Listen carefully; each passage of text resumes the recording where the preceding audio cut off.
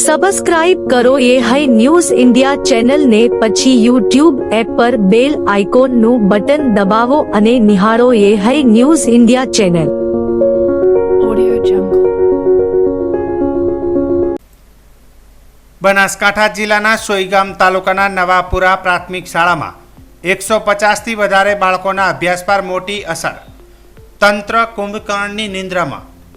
આ દ્રશ્યો બનાસકાંઠા જિલ્લાના સોઈગામ તાલુકાના નવાપુરા ગામના છે, જ્યાં બાળકોને અભ્યાસ માટે વહેલી સવારે શાળામાં આવીએ છીએ, પણ શાળાના કમ્પાઉન્ડમાં ખારાશને લઈને શાળાના ઓરડા સુધી બાળકોને અભ્યાસ માટે મૂકવા ખૂબ જ મુશ્કેલ છે।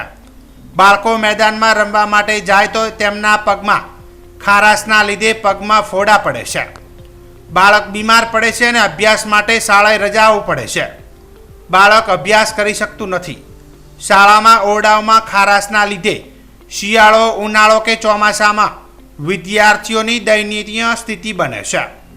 ત્યારે બીજી બાજુ શાળાના ઓરડાઓ જર્જરિત અને ઓરડાઓમાંથી વરસાદી પાણી ટપકતા બાળકોને અભ્યાસ કરવો પણ મુશ્કેલ બન્યો છે।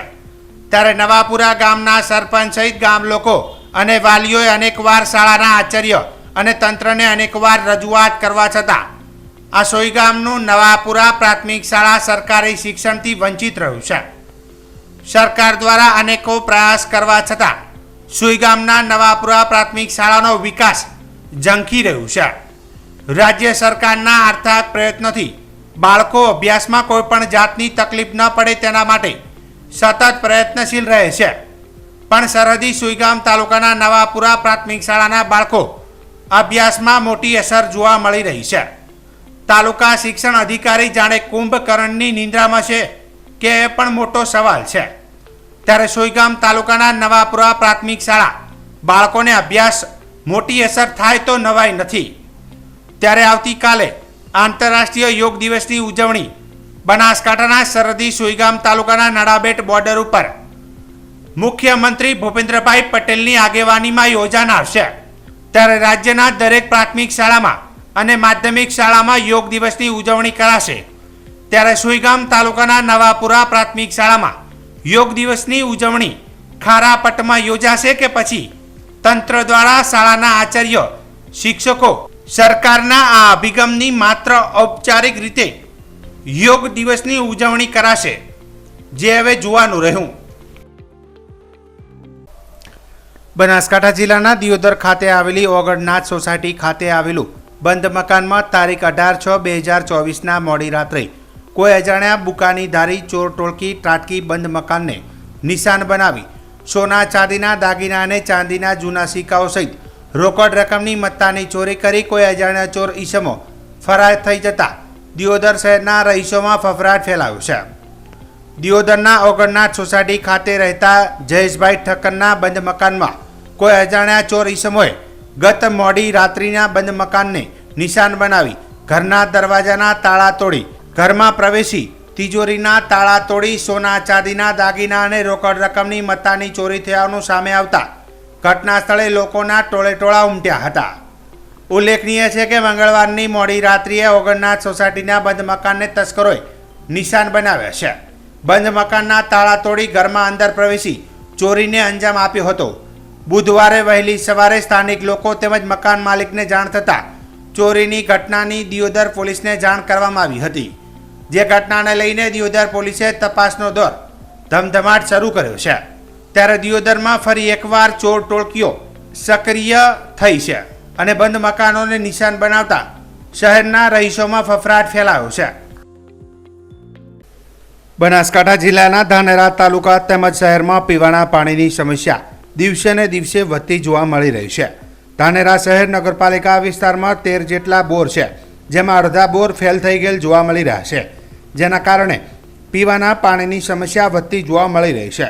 આજે ધાનેરા શિવનગર વિસ્તારમાં પીવાના પાણી ન મળતું હોવાની તેમજ દિવસે એક જ ટેન્કર પાણી મળતું હોવાથી પીવાના પાણી ભરવા માટે માથાકૂટ થતી જોવા મળે છે, જેને લઈને આ વિસ્તારના રહીશો દ્વારા મોટી સંખ્યામાં બહેનો માટલા સાથે નગરપાલિકા પહોંચ્યા હતા અને સમયસર પાણી મળે અને વિસ્તાર દીઠ ટેન્કર આવે તે માટેની રજૂઆતો પણ કરી હતી। રહીશોનું કહેવું છે કે ગમે તે સમયે પાણી આવે છે, કોઈ ચોક્કસ સમય સેટ કરવામાં આવતો નથી, તેમજ ટેન્કર પર પાણી લઈને આવે છે તે ક્યારે આવે છે તેની પણ કોઈ જાણ થતી નથી, ત્યારે લાઇનમાં ઊભા રહેવાથી માથાકૂટ અને ઝઘડા જેવા બનાવ બની રહ્યા છે, જેથી નગરપાલિકાને વિનંતી કરી હતી કે સમયસર ટેન્કર અલગ અલગ વિસ્તાર દ્વારા આપવામાં આવે તેવી માંગ કરી હતી. જોકે ધાનેરા નગરપાલિકાના પાણી પુરવઠાના કર્મચારી રામભાઈ સોલંકીએ કાલે સવારે સમયસર બધાને ટેન્કર દ્વારા સમયસર પાણી મળશે તેમજ પાણીના પ્રશ્નોનો હલ થશે તેવી બાંયધરી આપી હતી. શું પ્રશ્ન? 4 મહિનાથી પાણી અમારે નહીં આવતું. 4 મહિનાથી અમે કઈ કંટાળ્યા પણ પાણી આવે નહીં. રોજ અમારે એક ટેન્કર આવે, એમાં 3-4 ઘરની વસ્તી ભરવા આવે ને બધા ભરવા આવે તો ઝઘડા થાય. માથા ડેલીના માથા ફૂટે એક ટેન્કર. ફોન આટલા ફોન કરીએ પણ કોઈ અમારું અભાતું જ નહીં. હવે શું કરવાનું? પાણી આલવાનું કે ના આલવાનું? કેટલા ટાઈમ અમને જવાબ જોઈએ. કઈ સોસાયટી? અમે બેઠા શિવનગર સોસાયટીમાં અમે રહીએ. 1000 ઘરની પબ્લિક પણ એક પણ પાણી નહીં આવતું. કેટલી વાર જાણ કરી? બધા કરો અમે પાણી આવે. જાણ કરી નગરપાલિકા? રાતના 2 વાગે પાણી છોડે, 3 વાગે પાણી છોડે, 2-3 વાગે આવે પણ ખબર ના હોય પાણી આવ્યું જ ખબર નહીં. બરોબર. અને કોઈના ઘરે ટોયકું પાણી નહીં આવતું કે અમે 2 વાગે છોડી દઉં, 3 વાગે છોડી દઉં તો ચો ગયું પાણી નહીં આવતું. એ શિવનગરમાં પાણી અમારે જોઈએ, બીજું કોઈ નહીં. શું નામ તમારું? મારું નામ રઘુબેન ઠાકોર છે. હું ધાનેરા શિવનગરના રસ્તામાં રહું છું. પાણી આવતું 4 મહિના થઈ ગયા. ઘણીવાળાને ફોન કરો, પાણી છોડે ને એમ કે ચાલુ છે, ચાલુ છે. પાણી જાય છે ખબર નહીં પડતી. દેખી ઘણીયા પાણી રોજનું આવે, આ તો પાણી જાય છે ખબર નહીં પડતી. પાણી પૂરતું અમારા ઘરનું આવતું નથી. અમારે ઘરે પાણી જોઈએ. ટેન્કરનું પાણી અમારે નહીં મળતો. ટેન્કરનું પાણી આવે તો અમને ઘૂંડિયો ભરવા મળતો નથી પૂરતો. કેમ કે ઘર સેટું હોય, ટેન્કર ઊભું સેટું, એ ઘોડીઓ લઈને દેડવા આવે. તમે કેટલી વખત રજૂઆત કરી નગરપાલિકામાં? નગરપાલિકામાં રજૂઆત ઘણી વખત કરી પણ કોઈ અમારું ઓળખતું નથી.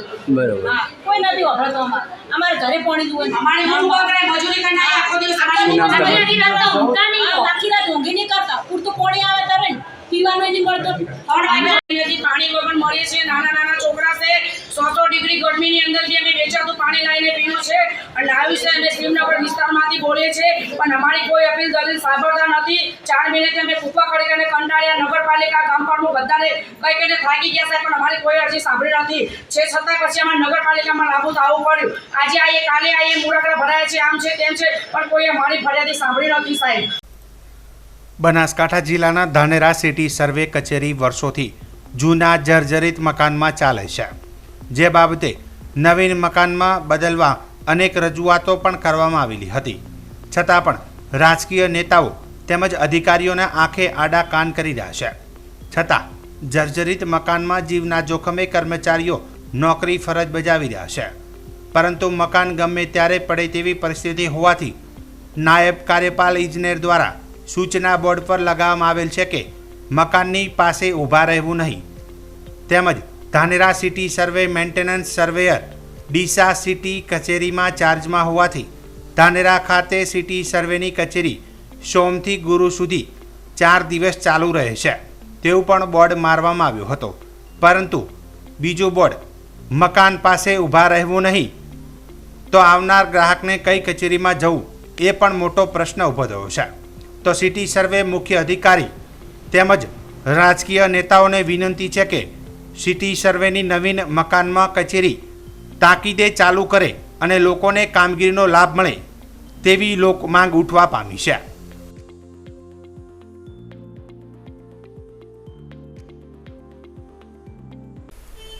બનાસકાંઠા જિલ્લાનો સરહદી વિસ્તાર એ રણ નજીક આવેલો છે, ત્યારે સોઈગામ, બાબર, વાવ, થરાદ, દિયોદર, કાંકરેજ તાલુકાઓના વિસ્તારમાં નર્મદા કેનાલોમાં વર્ષ 2008થી પાણી આવતા હજારો લાખો વૃક્ષો લીલાછમ થયા હતા, ત્યારે ચારે બાજુ હરિયાળી છવાઈ ગઈ હતી, પરંતુ અત્યારે છેલ્લા કેટલાય વર્ષોથી લીલા વૃક્ષોનું છેદન થઈ રહ્યું છે.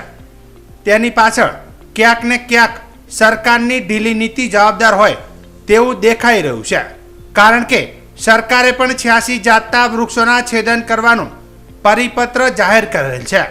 આવા પરિપત્રોની આડમાં મોટા પૂંજીપતિઓએ હજારો સોમિલો ઊભી કરી નાખી છે, ત્યારે લાખો લીલા વૃક્ષોનું છેદન કરાવી લાખોપતિમાંથી કરોડોપતિ થવાની લાલચે પર્યાવરણ સાથે ચેડા કરી રહ્યા છે, પરંતુ સરકારશ્રી ફોરેસ્ટ વિભાગમાં દર વર્ષે લાખો હજારો રૂપિયાની ગાંઠ ફાળવી વૃક્ષોની સલામતી અને પર્યાવરણના બચાવ માટે વાપરી રહી છે, પણ આમ જનતાના ટેક્સના પૈસે ફોરેસ્ટ વિભાગના નોર્મલ રેન્જ અને વિસ્તરણ રેન્જના હજારો કર્મચારીઓના પગાર ભથ્થા ચૂકવાઈ રહ્યા છે. લાખો નર્સરીઓમાં વૃક્ષોનો ઉછેર કરવા પાણી, ખાતર, દવાઓ, બિયારણ ખર્ચ થઈ રહ્યા છે. બીજી બાજુ સેવિક સંસ્થાઓ વૃક્ષો વાવી પર્યાવરણને બચાવવાના પ્રયત્નો કરી રહી છે. આ અતિ તાપમાન વૃક્ષ છેદનનું કારણ છે. તાપમાન વધવાના અને ગરમીના કારણે રાજ્યમાં રોજે રોજ કેટલાય લોકો મૃત્યુ પામે છે અને પક્ષીઓની એવી કેટલી પ્રજાતિઓ છે જે આપણા વચ્ચે લુપ્ત થઈ રહી છે. ખરેખર આ લીલા વૃક્ષોનું આ રીતે છેદન થતું રહેશે તો આવનારા સમયમાં માણસ, પશુ, પક્ષીઓનું શું થશે એ વિચારવાનું રહ્યું. સરકારશ્રી કોઈ નક્કર કાયદો લાવી આવી 100 મિલો પર લગામ કરશે અને પર્યાવરણનું તેમજ વૃક્ષોનું જતન કરે તેવું લોકમુખે ચર્ચાઈ રહ્યું છે. રામસિંહ બાલસિંહ બાબર, આ રોજ ગાડીઓ લેબડાના ટ્રેક્ટર કપાઈ નીકળે છે. આ તંત્ર શું કરે છે? કોઈ એની કાર્યવાહી કરવામાં નથી આવતી. આ તંત્ર એલર્ટ નથી. લેબડા રોજ કે વાવો, વિકાસ કરો. શું વિકાસ કરો? લેબડા ખૂબ કપાઈને નીકળે છે. રોજના 20 ટ્રેક્ટર નીકળે છે. આ તંત્રને શું કરવા માગે છે? કઈ જગ્યાએથી રોજ 20 ટ્રેક્ટરો જોવો છો તમે? ગામડામાંથી, ભાભરથી, હાઈવેથી, સર્કલથી રોજ નીકળે છે. ત્યાં ભાવે છે તો રોજ નીકળે છે. તંત્ર શું કરી રહ્યું છે કે આમ કે વૃક્ષ વાવો, ઝાડકા લાવો, પરિવર્તન લાવો. સબસ્ક્રાઇબ કરો એ હાઈ ન્યૂઝ ઇન્ડિયા ચેનલ ને, પછી યુટ્યુબ એપ પર બેલ આઇકોન નું બટન દબાવો અને નિહાળો એ high news India channel. Audio Jungle.